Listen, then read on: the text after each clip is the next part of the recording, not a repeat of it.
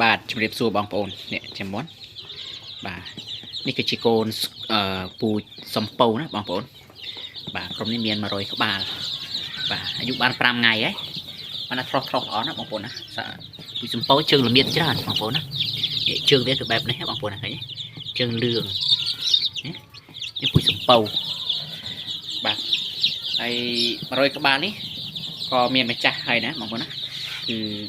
បងស្រីនៅខាងខេត្តទីរួមខេត្តកំពតក៏ឲ្យខ្ញុំថែគាត់យកអាយុ21ថ្ងៃឥឡូវវាបាន5ថ្ងៃហើយបាទអញ្ចឹងសម្រាប់បងដែលត្រូវការកូនមុន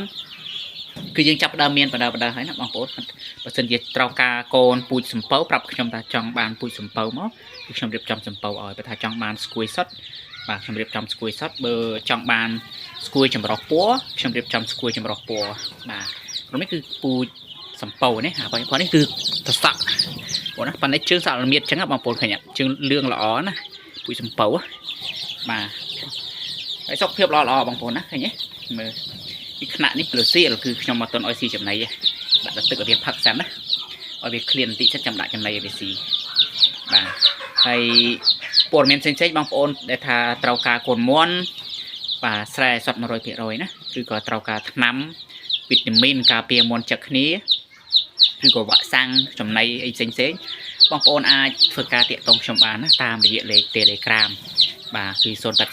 389202តែខ្ញុំបញ្ជាក់កូនមុនគឺយើងមានហើយណាបាទចន្លោះបាទ3 4 500កូនបើសិនជាត្រូវការគឺយើងមាននៅក្នុងស្តុកស្រាប់បាទយើងអាចបញ្ជាជូនបងប្អូនបានតាមអាយុកាលរបស់បងប្អូនកំងបាទអញ្ចឹងសូមអរគុណណាបងប្អូនបាទជូនពរជោគជ័យទាំងអស់គ្នាទៅលើការចិញ្ចឹមមាន់ស្រែបាទ